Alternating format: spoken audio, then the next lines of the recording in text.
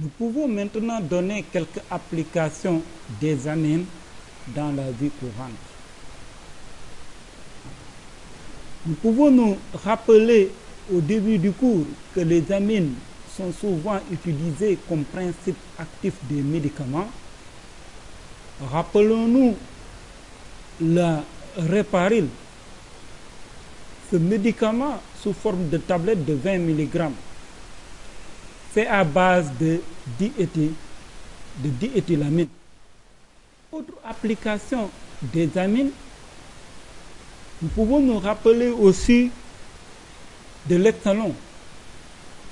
Ces cellules d'hexalon dont le principe actif est une amine.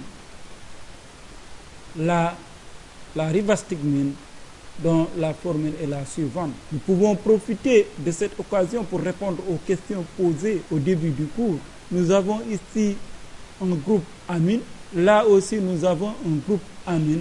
Et les classes de ces amines sont des amines tertiaires. Nous pouvons citer d'autres applications des amines. La triméthylamine, dont la formule semi-développée est la suivante. La triméthylamine est utilisée comme réactif intermédiaire dans la synthèse de nombreux produits organiques, produits pharmaceutiques, agriculture, colorants, caoutchouc et produits explosifs ou propulseurs. Une autre application de la triméthylamine dont on peut rappeler la formule semi-développée, la mauvaise odeur n'est pas toujours liée à un manque d'hygiène. Le fish odor syndrome ou syndrome de l'odeur du poisson pourri est une maladie génétique qui touche moins de 1% de la population et qui se manifeste uniquement par une odeur très désagréable du corps. Cette pathologie est due à une mauvaise réaction chimique se déroulant à l'intérieur de l'organisme, à savoir l'oxydation de la triméthylamine. La triméthylamine est un composé malodorant généré par la dégradation de certains aliments comme les poissons, les œufs, entre autres. L'application des amines suivantes qu'on va voir concerne la méthylamine. Sa formule semi-développée est la suivante. La méthylamine est utilisée comme solvant et comme matière première dans la synthèse de colorants et d'insecticides.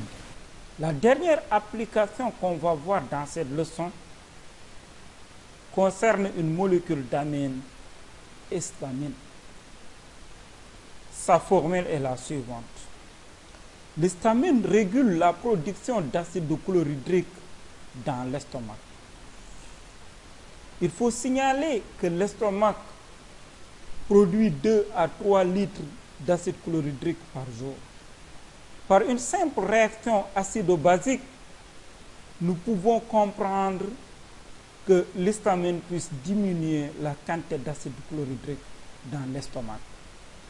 D'ailleurs, les patients souffrant de brûlure d'estomac, on leur prescrit des antiacides, comme par exemple l'hydroxyde d'aluminium, ALOH3 fois.